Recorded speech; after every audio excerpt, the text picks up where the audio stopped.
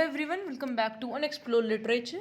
आज Delhi through the ages की second unit को हम डिस्कस करने वाले हैं, जिसका टाइटल है from settlements to cityscape understanding the 10th to 14th century cities of Delhi, जहाँ पे हम अलग अलग जो सिटीज़ थी दिल्ली की उसके बारे में डिस्कशन करेंगे कि वो किस तरीके का इंपॉर्टेंस रखती हैं और उसका कैसे एक रोल रहा है in the development of Delhi.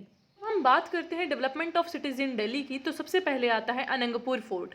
जो अनंगपुर है उसको अनेकपुर, आरंगपुर इन नामों से भी जाना जाता है और इसको फाउंड किया था अनंगपाल ने। लेकिन जो शैद अहमद है वो बोलते हैं कि इसको अनंगपाल ने नहीं बल्कि अनंगपाल फर्स्ट ने है जो फाउंड किया था, मतलब इसको बनाया था एंड ऑल डेवलपमेंट किया था उसका। लेकिन जो कनिंगम है हमारे Alexander Cunningham first the person director of ASI जो कि हमारा आर्कियोलॉजिकल सर्वे ऑफ इंडिया, वो ये बोलते हैं कि नहीं, अनंगपाल फर्स्ट नहीं था, अनंगपाल सेकंड था जिसने 11th सेंचुरी के अंदर ये जो सिटी है, ये जो फोर्ट है, इसका फाउंडेशन रखा था। However on the basis of fragmentary remains, लेकिन अगर जब हम छोटे छोटे हिस्से में जो हमें मिलते हैं पास से, अगर हम उनको स्टडी करते हैं तो हमें ये पता लगता है कि during the exploration of the site in 1992 it is difficult to assign an exact date to the construction of the fort. कि ना जब हमने एक पूरा एक्सप्लोरेशन करा इस साइट का 1992 में, तो हम ये बोल सकते हैं पूरे इस एक्सप्लोरेशन से कि भाई देखो, इस साइट का ना कंस्ट्रक्शन का डेट हम नहीं मालूम कर सकते बिल्कुल एग्जैक्ट चीज़, जो कि ये कनिंगम बोल रहे हैं कि भाई इसको क्या करा गया था, हमने इसको बनवाया था 11th सेंचुरी में। तो वो बोलते हैं कि इसका कोई एग्जैक्ट डेट हमें नोन नहीं है और ना ही उसको हम अच्छे से पता लगा सकते क्योंकि जो एविडेंसेस हैं वो बहुत ज़्यादा कम है।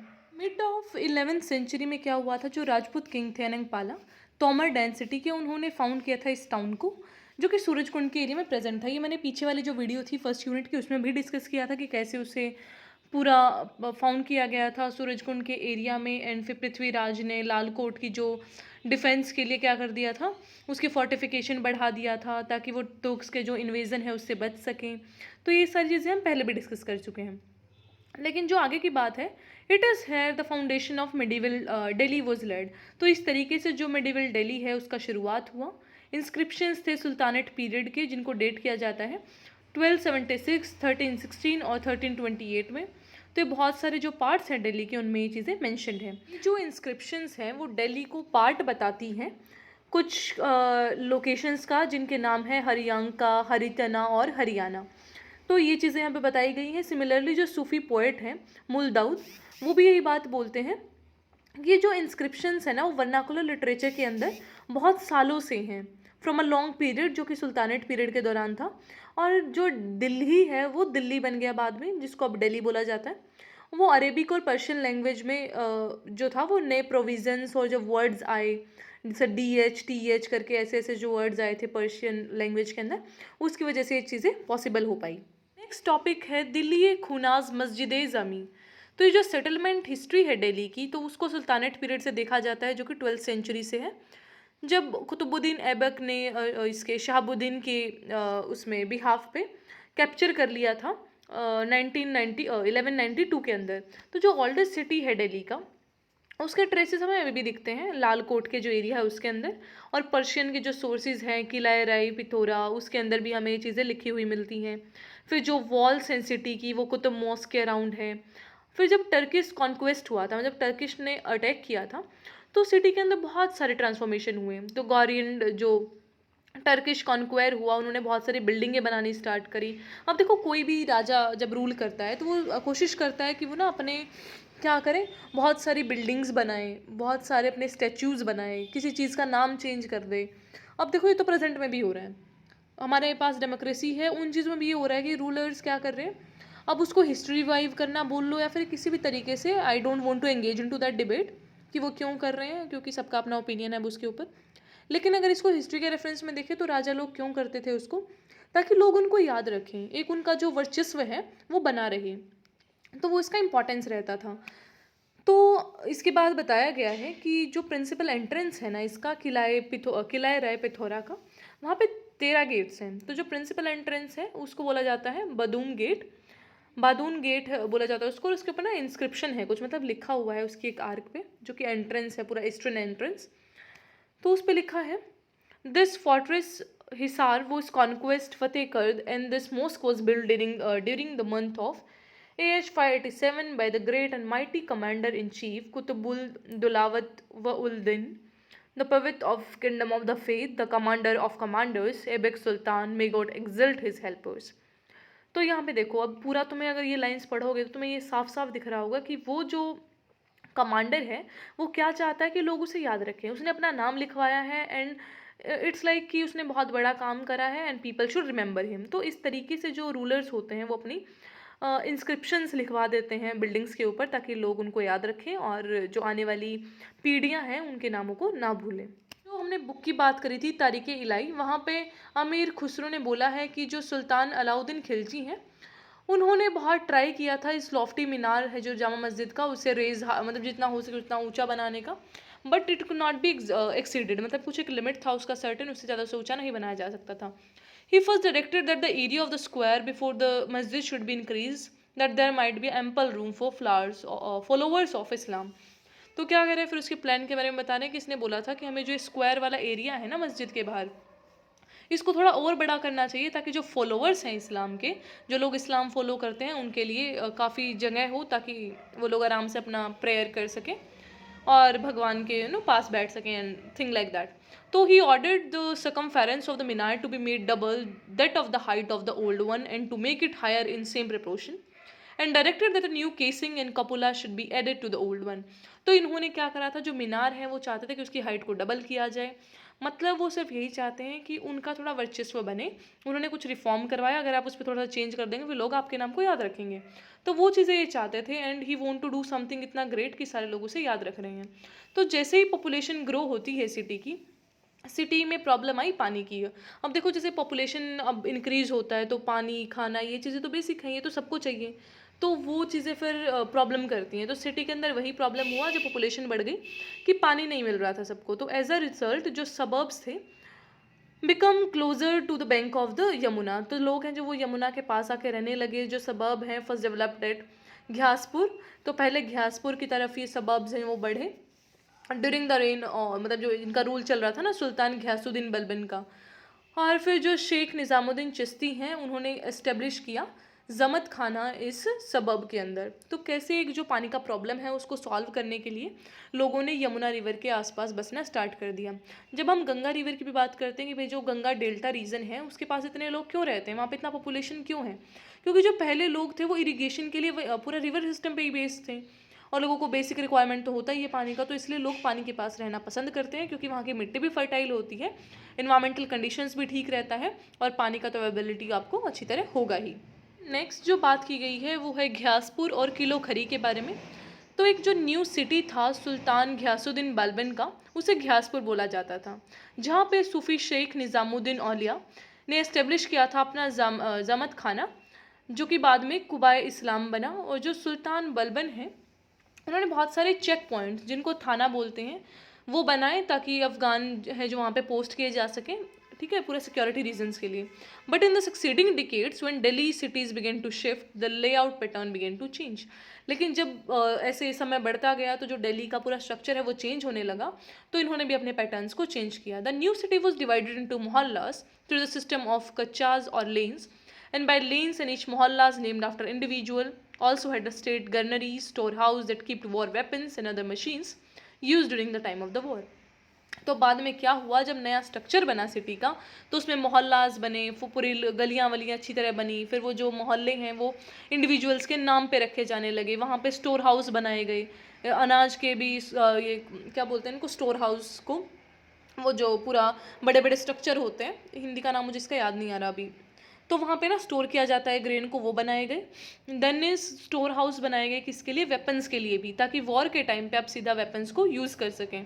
गोदाम, okay, so I forgot just ये वाला वर्ड। तो गोदाम बनाए गए बहुत बड़े बड़े ताकि वहाँ पे स्टोर किया जा सके इनको, जो वेपन्स हैं और जो ग्रेनरीज हैं उनको। फिर जो सक्सेसर थे बलबन के सुल्तान मुज़ीउद्दीन, इन्होंने क्या करा, एक नया फोर्टिफाइड पैलेस सिटी बनाया, मतलब इन्होंने अपना जो पैलेस है वो बहुत ही फोर्टिफाइड तरीके से बनाया, जहाँ पे इन्होंने यूज़ किया मार्बल का to break the monotony of stones.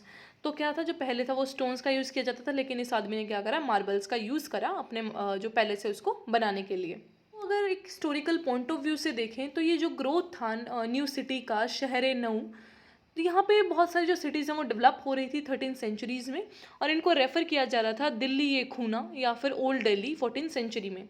जो सुल्तान है जलाउद्दीन फ़िरोज़ खिलजी, उन्होंने मतलब अपना थ्रोन लिया जब, तो in the palace city of Kilokhri that eventually came to be known as Shahr Nau. तो जब ये राजा बने जलाउद्दीन फ़िरोज़ खिलजी, तो जब ये राजा बनते हैं तो सिटी को ऑटोमेटिकली न्यू सिटी बोला जाने लगा। एंड इन्होंने इंट्रोड्यूस करा पेंटिंग्स को अपने पैलेस में, लैंडस्केप गार्डन्स बनाए, बाजार्स बनाए, और प्रोटेक्ट करा पूरी सिटी को बड़ी बड़ी वॉल्स के साथ। तो इन्होंने मतलब पूरा नक्शा ही बदल के रख दिया था दिल्ली का। नेक्स्ट प्लेस है सिरी।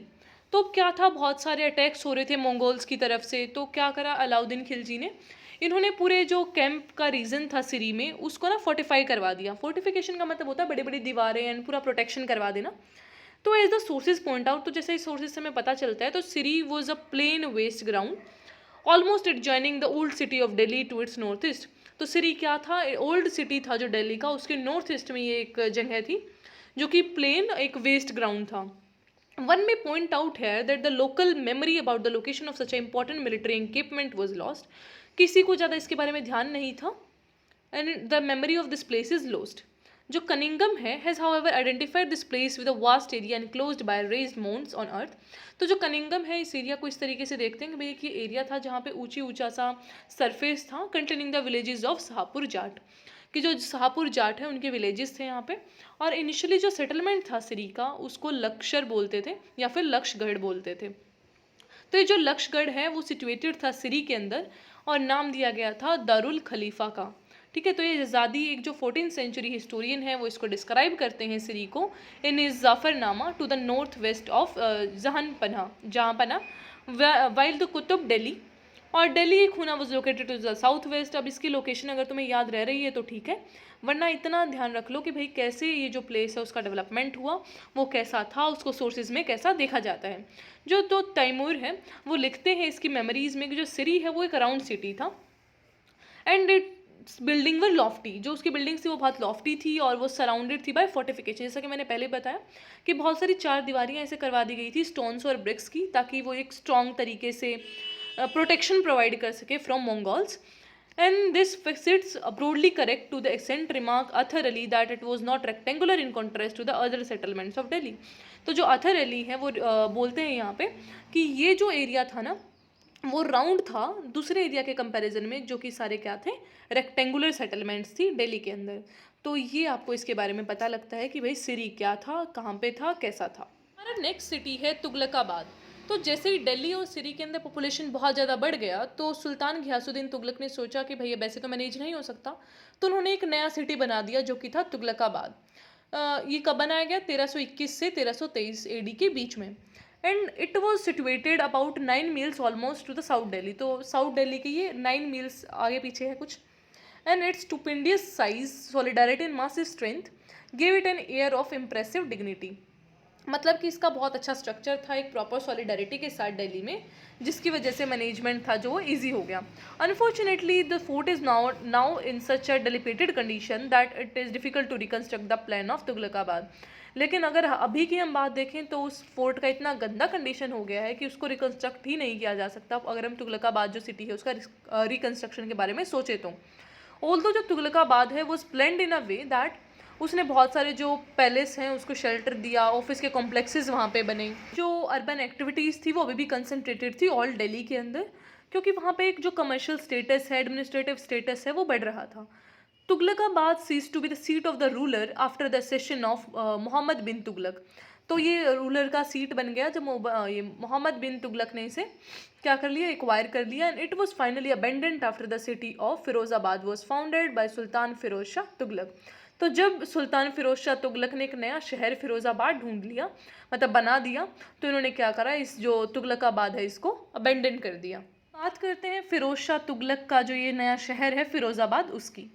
तो अब जैसे ही शिफ्ट होता है कैपिटल का from a rocky zone along the river during the reign of Sultan Firoz Shah Tughlaq, जिन्होंने अपना कैपिटल कहाँ फिक्स कर लिया था, फिरोज़ाबाद में, जो कि यमुना के बैंक पे था, मतलब यमुना के किनारे था, 1358 एडी में। तो फिरोज़ाबाद बहुत ही बड़ा सिटी था जो कि 2 माइल्स नॉर्थ और साउथ की तरफ फैला हुआ था और इसके अंदर क्या जो इंद्रप्रस्थ और इंद्रप्रस्थ जो भी कह सकते हैं आप, पुराना किला, रज, ये वाले जो एरिया थे वो कवर हो रहे थे। इट में however B pointed out that the population extended along the Yamuna river in a fairly narrow belt, कि जो पॉपुलेशन है वो यमुना रिवर की तरह बहुत ही एक इवन तरीके से फैला। एंड शामे सिराज फीफ द जो क्रॉनिकलर हैं वो बताते हैं कि जो रेन है फिरोज शाह तुगलक का, उसमें क्या कुछ हुआ था। By the grace of God, the population of Delhi increased so much that the entire space between Indraprasth and the Koshika Shikhar had been inhabited. The distance between the limits of Indraprasth and the Koshika Shikhar is 5 crores. तो यहाँ पे इन्होंने बताया गया है कि जो उस टाइम पे पॉपुलेशन था वो इतना जल्दी बढ़ गया कि जो इतना ये इनके बीच का डिस्टेंस था ना, वो पहले तो ये लगता था कि भाई खाली खाली जगह पड़ी है, तो पॉपुलेशन इतना बढ़ गया कि वो जगह इतनी जल्दी भर गई। And this king is happy about that कि ओके बहुत जल्दी ये हो गया है एंड अभी we have a even population सारा जो मेरा एरिया है उसके अंदर। तो ये उस कुछ डिस्टेंस भी बताते हैं कि ये जो डिस्टेंस है वो 5 क्रोर्स था। अब मुझे इसका मेजरमेंट तो नहीं पता ये माइल्स में कितना होगा और या फिर किलोमीटर में कितना होने वाला है ये, तो you can just check it out कि 5 क्रोर्स कितना होता है। जो सबसे नोटेबल बिल्डिंग था फिरोज़ाबाद में वो था एक मॉस्क, जो कि कौन सा था, चौस्त खंबा, मतलब 64 पिलर्स वाला ये मॉस्क था, और कलान मस्जिद जो कि सिचुएटेड था in the parts of Firozabad. तो यहाँ पे जो सिटी है was overlapped by the present Shahjahanabad. The mosque is now within the walls of the city to the southwest of Jama Masjid और शाहजहाँ। तो अभी का वो लोकेशन बता रहे हैं कि अभी जो ये मॉस्क है वो कहाँ पे है, इस प्रेजेंट इन दिस जो हमारा मॉस्क वाला जामा मस्जिद वाला एरिया है ना, वहाँ पे ही आपको मिलेगा। तो it was build by Khan जहाँ, जो वज़ीर थे फिरोज शाह के, एंड चीफ मॉस्क है जो फिरोज शाह के टाइम का वो यही था। अगर एक क्रिटिक को देखें तो एम आथर अली है जो वो रिमार्क करते हैं कि जो Firoz Shah shifted Delhi to a more suitable terrain, henceforth its settlement were to adjoin the Yamuna rather than the Aravalli Ridge, कि जो फिरोज शाह ने अपना शिफ्ट करा था मतलब एक थोड़े से अनइवन से इलाके से एक अच्छे इलाके में, तो उससे क्या हुआ, एक सेटलमेंट अच्छी तरीके से हो पाया और उसका इरादा था ज्वाइन करना यमुना से, ना कि अरावली रिज के साथ। शेर शाह जो दिल्ली है, जो शेरशाह का दिल्ली है और जो सलीमगढ़ है, Humayun tomb, Shahjahanabad, even new Delhi are situated with in the alluvial zone. तो ये जो एलुवियल जोन है उसके अंदर आते हैं सारे इलाके। जोग्राफिकल सेंस में बात करें ज़्यादा तो ये एक पूरा अच्छे वाला एरिया था एंड इट वाज नॉट रोकी एज कम्पेयर टू तुगलकाबाद। तो इस तरीके से यहाँ पे पूरा सेटलमेंट होता है। इस वीडियो के लिए सिर्फ इतना ही। जो नेक्स्ट पार्ट आएगा उसमें हम सेकेंड यूनिट को कंप्लीट कर लेंगे, then you are ready to give your exam, at least आप पास हो पाएंगे, क्योंकि कुछ ना पता होने से तो एक दो यूनिट पता होना इज़ बेटर। तो आप इनको दोबारा रिवाइज़ कर लेना जिससे कि आप पेपर में थोड़ा सा कंफर्टेबल फील करें। Okay, so don't forget to subscribe the channel, like the video and share it with your friends. I will meet you in the next video. Till then take care, stay happy, stay healthy, bye bye.